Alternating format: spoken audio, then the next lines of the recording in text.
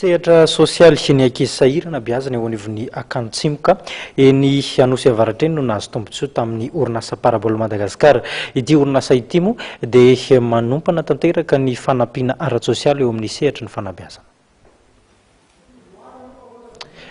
Iaraka ny fanambara teo dia ny sehatra ny fanabeazana no naompan'ny orinasa Parabole Madagasikara ho an'ny ankizy sahirana indrindra ny fanampiana azy ireo amin'ny tontolo ny fampianarana raha tsy laza fa tsy ny fanomezana azy ireo ny W ny akora fototra ilaina ao anatin'ny fanamboarana ny W izay anaran'ireo mpianatra fototra izay isin'ny saina matsilo tokoa ny fananana fitaovana sahaza, fananana fitaovana ataontsika hoe mendrika entin'ireo mpianatra mianatra araka ny fanambara teo dia ny akantsimoka araka izany no notoloran'ny orinasa Parabole Madagasikara ny tombontsoa ara-tsosialy.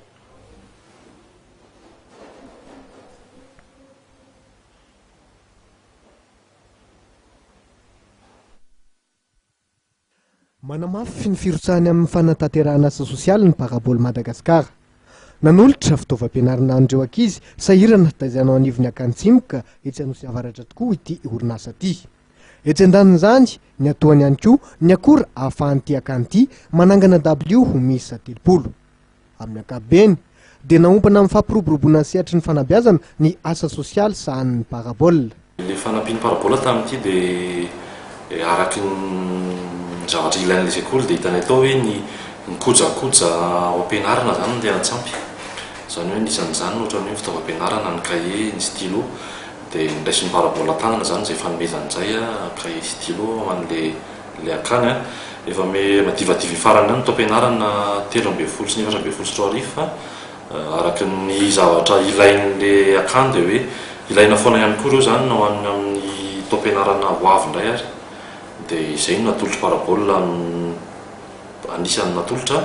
Nisy fanampin'ilay tolotra natolotra Parabole ho an'io akany io dia misy W miisa 30 izy zany hoe hita amin'ny Parabole ihany koa tanatin'ilay fisidihana an'ilay akany fa somary sahirakirana le fitaovana somary efa antitrantotra ilay akany moa zany efa ela ihany koa nisy nio akany io hita amin'ny Parabole hoe mila ampiana amin'izay araka fitaovana W zay dia eo ihany koa moa zany eo akany koa miezaka ihany koa mody hovely tena kely dia misy manana atelier koa izy, manana atelier bois izy zany manana resaka asa tanana ihany koa izy fa hitany koa hoe afaka fanampiny ihany koa izay hoe ny fanamboarana le W zay satria zareo ihany koa no manao le W zany ny vidian'ny Parabole zany ny kojakoja ahafahana manatanteraka le W dia zareo ihany no mikirakira mamokatra le W 30 ireo. Tsy voavoalohany fa efa maro ny asa soa nataon'ny Parabole Madagasikara ho fanampiana ny mpiarabelona.